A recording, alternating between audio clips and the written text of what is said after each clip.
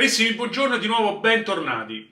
Un po' di tempo fa io vi ho fatto vedere la mia ricetta sul brodo di carne e come poi utilizzare il lesso con una ricetta antica romana, ovvero il picchiavò. Se volete, io qui sotto vi lascio i link in descrizione così li potete vedere tranquillamente. La ricetta di oggi, in pratica, vedremo come poter utilizzare in maniera diversa il lesso rispetto alla volta precedente e faremo le polpette di allesso. È un nome antico, romano e si usa ancora oggi. Se si va al mercato di Trastevere o di Testaccio si trovano alcuni banchi che vendono appunto queste polpettine fritte e poi ripassate nel sugo. Quindi adesso noi ci vediamo la ricetta, gli ingredienti e come al solito durante il video io vi darò qualche piccolo consiglio. Ci vedremo solo alla fine per la chiusura.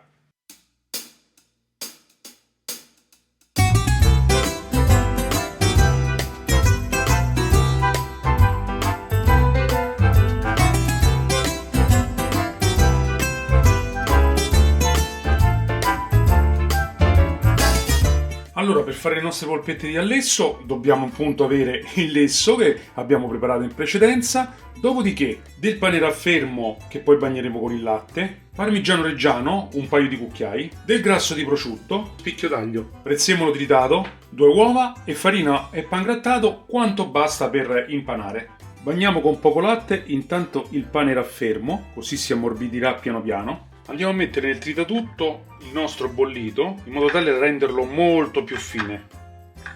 Insieme poi metteteci anche il grasso del prosciutto, così si amalgherà completamente.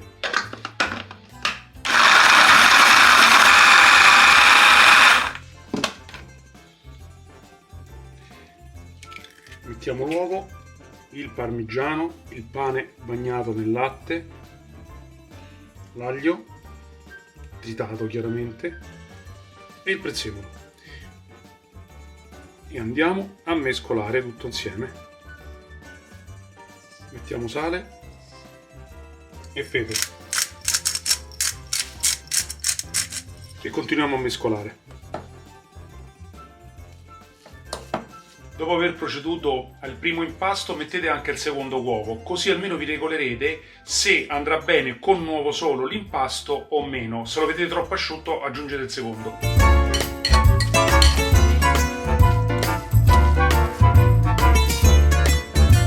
E adesso procediamo nel creare le polpette. Allora, prendete l'impasto e lo schiacciate in questa maniera, poi lo passate nella farina, nell'uovo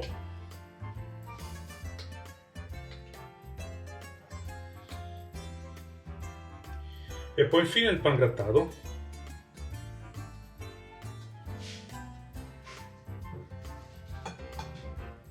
Ecco fatto. Togliete in eccesso il pangrattato e poi mettete su un piatto.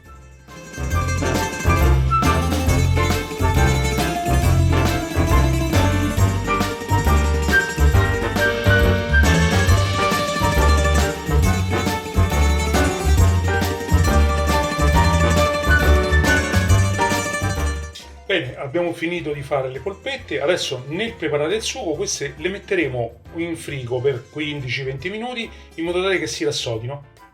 Allora adesso prepariamo il sugo e mettiamo in una padella un pochino d'olio. Scaldato l'olio mettete il trito di cipolle, sedano e carote e il grasso del prosciutto se lo avete, oppure in questo caso io avevo solo questo, quello del guanciale.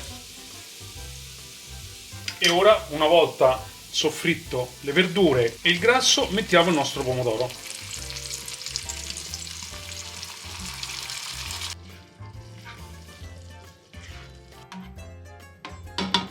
Saliamo e pepiamo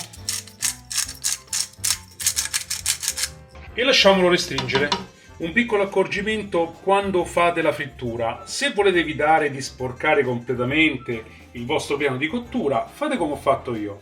Mettete 2 o 3 fogli di carta d'alluminio incastrati sotto i fuochi e così non sporcherete il piano di cottura. Versiamo in una padella dell'olio di semi per andare a friggere le nostre polpette.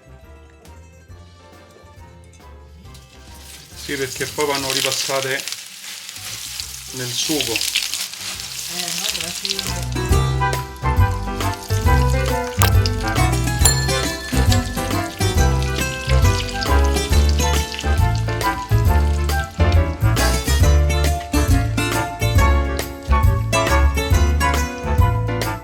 Per la cottura ci vogliono veramente pochi minuti, ricordiamoci che la carne è già stata cotta. C'è solo da far diventare croccante la panatura. Fate asciugare le polpette o su cartapaglia o su una carta assorbente. Bene, una volta che si è ritirato il sugo, adesso ci andiamo a mettere le polpette e le facciamo ripassare. Solo una cosa, state sempre attenti quando friggete, altrimenti vi succede questo.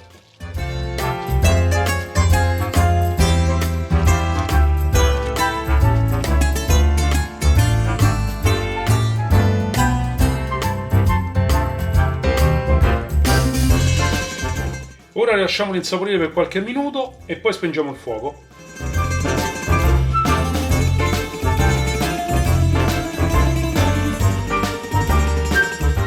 Ecco qui le nostre polpette di Allesso romane.